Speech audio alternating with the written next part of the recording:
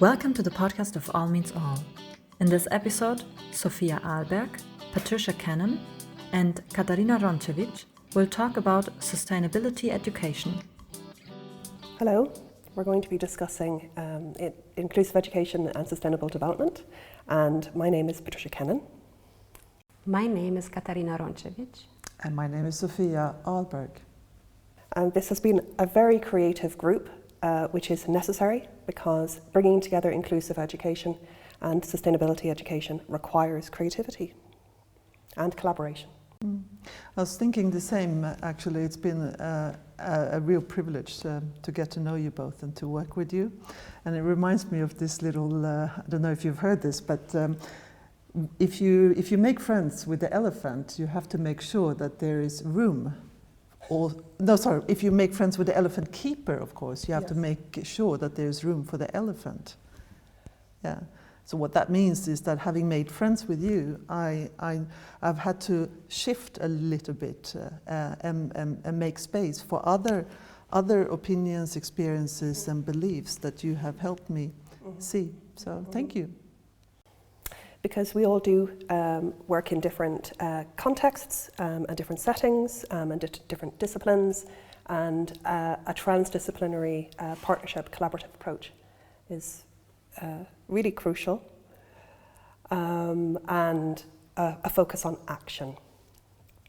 Correct, and I think also it's a big chance to also discuss certain aspects with different disciplines, especially when we talk about sustainability being in a wicked world, wicked times, which is to face the global challenges such as climate crisis or the COVID pandemic or wars and conflicts we have all over the world. So combining this and injustice in the world, what we have between the global north or the global south or intergenerational conflicts and was a really chance to discuss it and look at it from different perspectives. Mm-hmm. The intersection of inclusive education with its commitment to celebration of difference, respect for diversity and plurality and equity, as well as sustainability education, which also shares the values and commitments and goals of equity, social justice, mutual respect and dignity with the human and the non-human world. We have learned a lot together in our group and with the other groups around the challenges and the opportunities. And you're in teacher education, aren't you? And in children's, your research is in children's literature. Is that right? Yeah. And I'm a literary scholar working at the Faculty of Languages at Uppsala University in Sweden.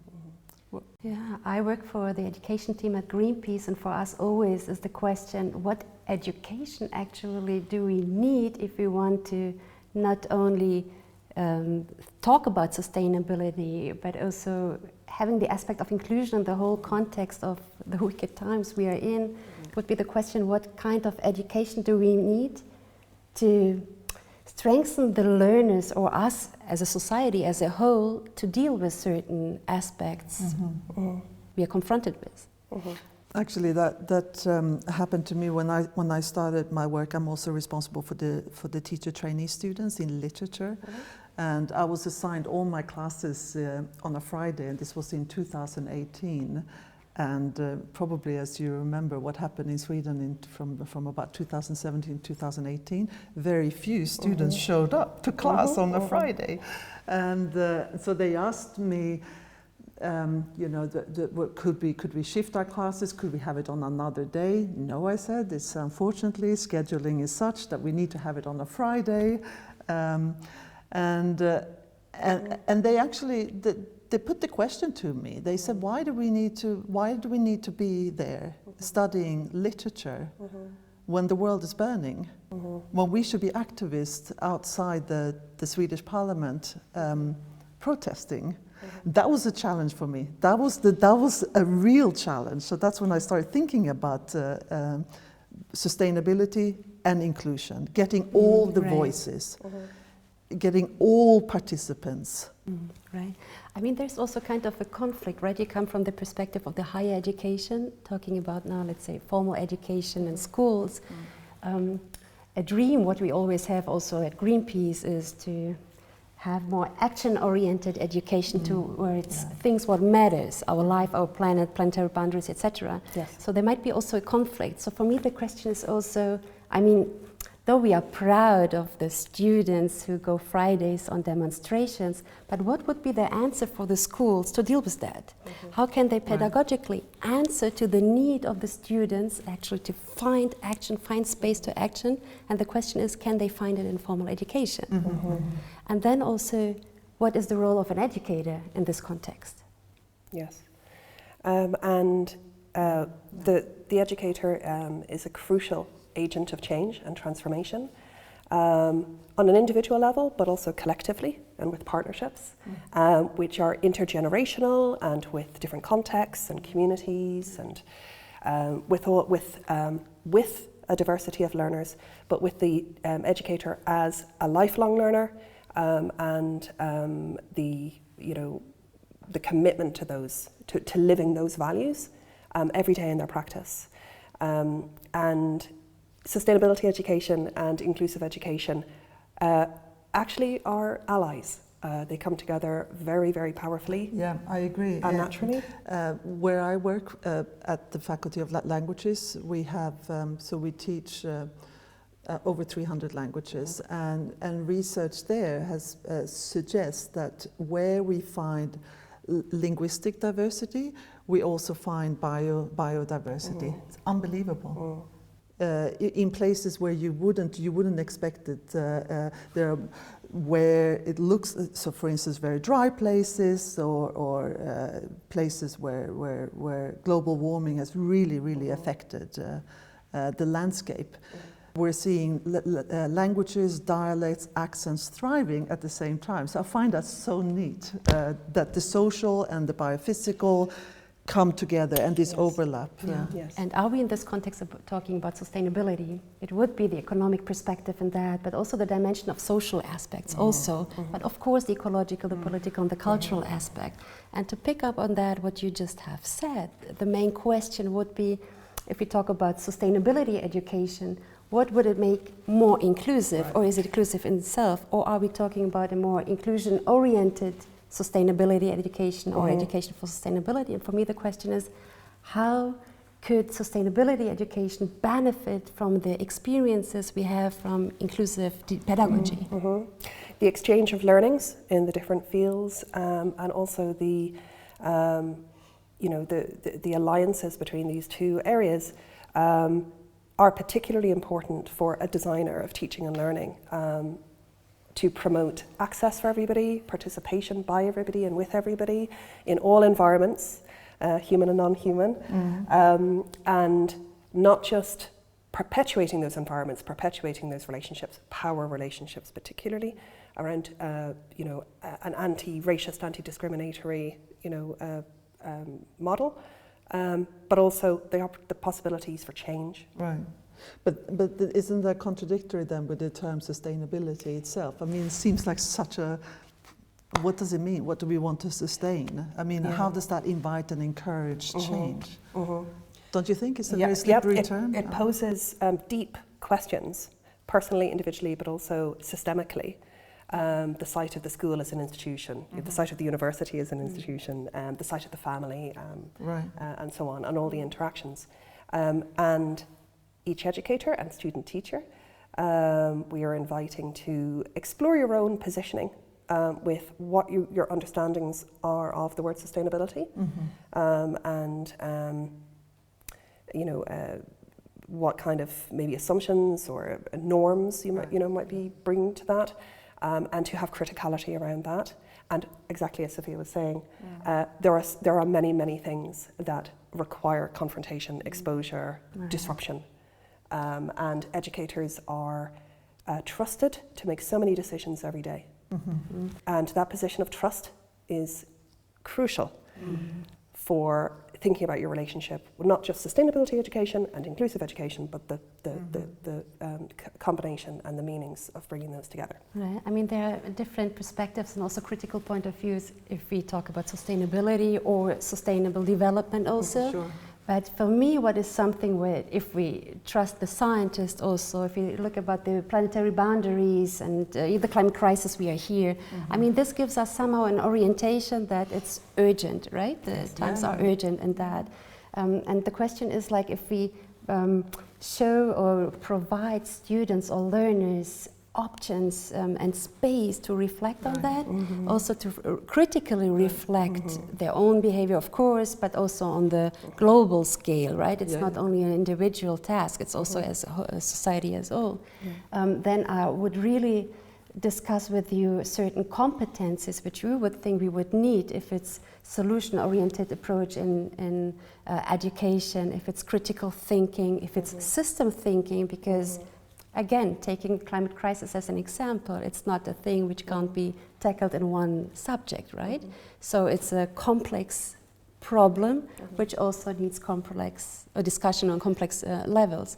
And then to add another spices to the discussion is we have the curriculum, the national curriculum, right? Yes. Then we have the internal curriculum of schools. And still we have, of course, the context of learners on contextualizing. Right. Is it too much for an educator? How can we balance that out? What is the role of the educator in this scene?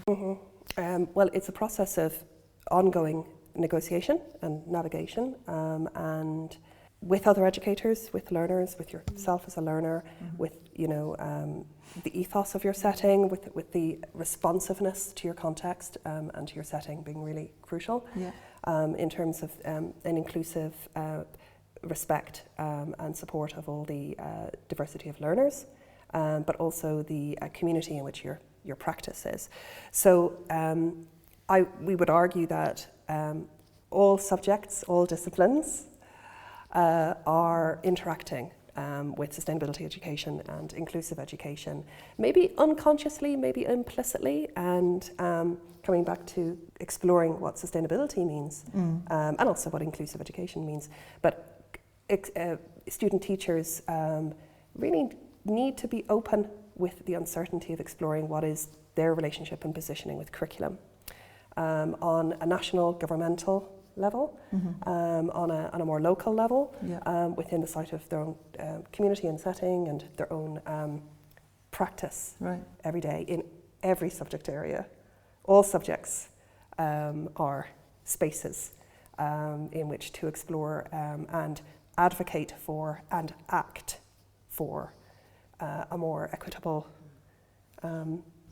world. And also to make it more helpful to our teacher trainees, we have put together a list of the kinds of competencies that we feel are just about any subject can teach. So these kinds of generic skills. The anticipatory competence is one, because some of us work with a lot of forecasting and also creativity, which I feel is something that you've been underscoring in our conversations. Well, I'm bringing my kind of arts-based approach to understandings of creativity, but of course it's everywhere. And young people as as creative forces as well should be at the heart of all of this. Traditional power hierarchies of the adult educator and the lesser learner, and a very linear relationship, top-down relationship, bringing together inclusive education and sustainability education with an inclusion-oriented sustainability education. Challenges many of the inequities that have been exposed during the pandemic, and collaboration, teaching, helping our teacher trainees to teach the skill of collaboration, as well as deep listening. Don't you find that as well? I mean, and because we don't assess it, there's hardly any space for that skill of deeply listening. May I pick up on that, because this is actually something where I feel it's overestimated in that. The deep listening, that means actually that the educator, or we as educator, should realize the context of the learners a bit more. So not the context of the individuals, but also of the whole school and the community approach, and that, which would make, if the educator would have the competencies and the time actually to adapt and translate, let's say, the curriculum, and also to the things what matters to the invite to the, to make it more relevant, and vice versa. So the community into the learning aspects, the processes, and Yes, and I think the word authentic is really important there. That it's being responsive to and partnering with everyone in your context, everyone in your community, and the empowerment of that for everybody, and the respect for everybody in that. But in our broadening participation programs at my university, a lot of the time it's the challenges are at the level of literacy. So in my classes I emphasize other ways of writing, of communicating with each other, with around a certain topic. And in fact, the competency that we've been developing recently is improvisation.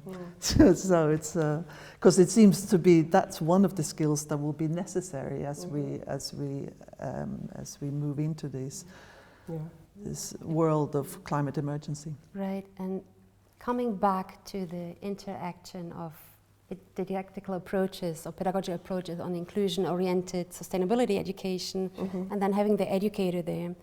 So don't you think it's now the question of how can the educator be supported, and how, we mentioned a lot of things, participatory, action-oriented approach, all the competencies, and again, it's the balance between, but the question on how can it be implemented in a real diverse learning settings. What would be your idea from your experiences? How can an educator deal with all the, challenges? Yeah. In my experience, a coherent, collaborative school-based approach is invaluable, because the interdependency, the openness and respect for interdependency in sustainability education, and also in the field of inclusive education, you have to practice your values and live them. And I find that some of the most successful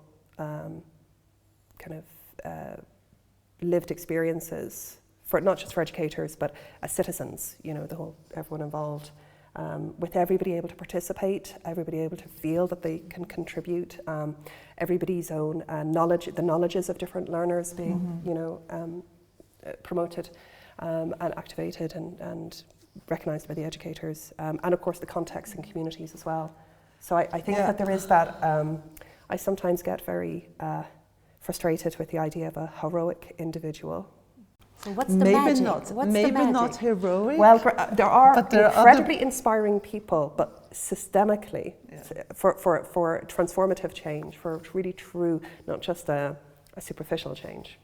The thing is that when you mentioned in an earlier conversation that the educator is an agent of transformation, in my practice I take this very seriously. So I believe that students, we can't change what we see, but the reality is there, social reality is there, but we can change our way of seeing. We can change, there can even be, and forgive me if I'm saying something a little bit sort of unusual now, but shape-shifting can also take place in the classroom.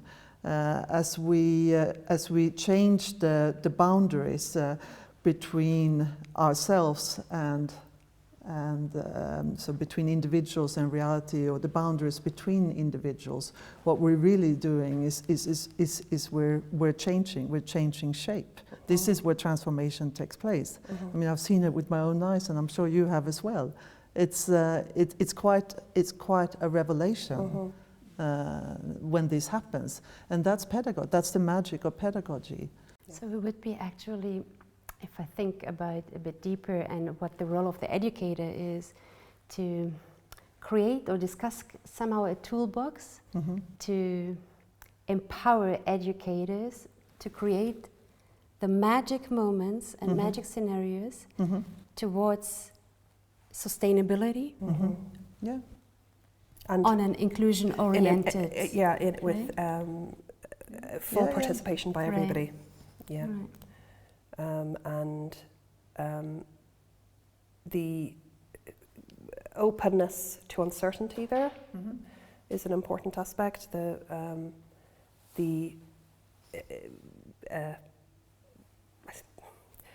fluidity of these global challenges requires a fluidity of questioning boundaries, transforming boundaries between, what is considered to be human, what's considered to be it's different environments, extremely different people. difficult for our teacher training students to arrive and not having over-planned every microsecond of the classroom time. It's extremely challenging to do so, and yet that is what is required, I think, in order to model adaptability, flexibility, and the fluidity you speak of. When we address now student educators, student teachers, right? But also teachers who are in their profession for years. And now we come up with something, and say if there's inclusive education and sustainability education and the new things like digitalization and so on, right? So it's a question to, of course, empower them to be more brave, to have more space and, to an open oriented classroom also. But also addressing, let's say, the professionals who are there for ages. Would it be also a concept? No, it's a critical concept, and that unlearning habits, the role of an educator, the attitude of an educator, and that also, how did you call it? Shape-shifting. So that could be a concept which we could elaborate a bit deeper in the context of inclusion-oriented sustainability education and the role of educators. The relationship between change and continuity is really at the heart of sustainability education and the very word sustainability. And the relationship between how a learner is often required or expected to adapt themselves to a broken system, a flawed system, and trying to, transform that power relationship. So changing continuity, exploring that relationship, and as Sofia was saying, thinking about your position, your attitudes, your beliefs, your values, and your practice in relation to an authentic, meaningful, participatory approach to sustaining and transformation and change. All means all. All means all. Thank you for listening to the podcast of All Means All. In the show notes, there is a link to the chapter in the open textbook. There you can find the transcript of the video and more information on the topic.